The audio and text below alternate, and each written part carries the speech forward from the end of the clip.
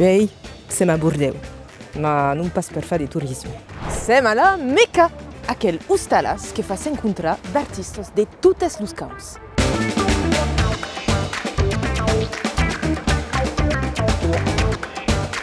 Les Sifflantes és un projecte de creació imaginat segons la llengua fiolada dels pastors d'As de la Val d'Aussau.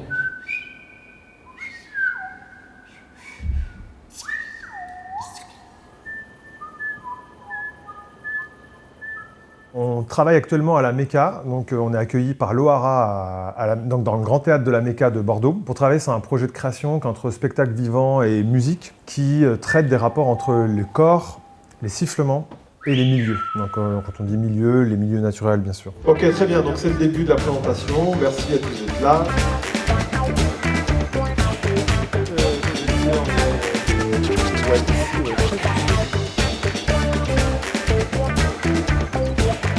Aquel projecte amassa su scène 4 artistes, musicians, performaires e dansaires, aital como 4 zubes que aprenen la lengua fiolada d'As. Aquella lengua fiolada, transmessa din colezzi de la Runs, est un coudatze del gascou Biernes. C'est pas vraiment un spectacle sur la langue sifflée des Bergers d'As, c'est un spectacle d'après la langue sifflée et qui essaye d'explorer l'ensemble des dimensions poétiques, mais aussi, comme je dis, dialogiques, de relations en fait, qu'on entretient avec l'environnement pour aussi réfléchir avec le territoire de la Reims sur quel va être en fait aussi l'avenir de cette pratique. Et donc dans cette perspective, j'ai appris moi la langue sifflée des Bergers d'As au collège de la Reims, là où elle est encore enseignée auprès des collégiens. Je suis en train de devenir un siffleur d'As.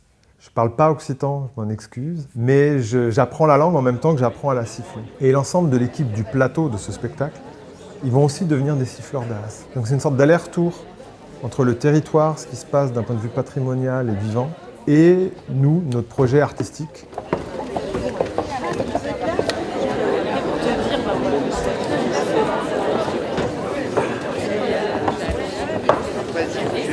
Ce sont des gens qui font corps avec un langage qui leur permettait de communiquer dans cette vallée. Je suis allé rencontrer les acteurs de cette langue sifflée. Et eux, ils m'ont reçu vraiment très chaleureusement, à bras ouverts. Nine Roth, l'enseignante du collège de la Reims, qui a réintroduit la langue sifflée dans l'enseignement de l'occitan au collège de la Reims. Philippe Biou, enseignant à l'université de Pau, enseignant d'occitan, grand siffleur, qui a appris toute la technique pour siffler et qui enseigne aux enfants donc cette pratique. Ils m'ont accueilli et on a commencé à réfléchir ensemble. Juste moi j'ai commencé à apprendre et après j'ai formalisé un projet aussi grâce au centre de création musicale, centre de création musicale à Pau qui s'appelle CERC. C'est assez rare d'avoir un dispositif comme ça de présentation, de sortie de résidence en mode salle complète.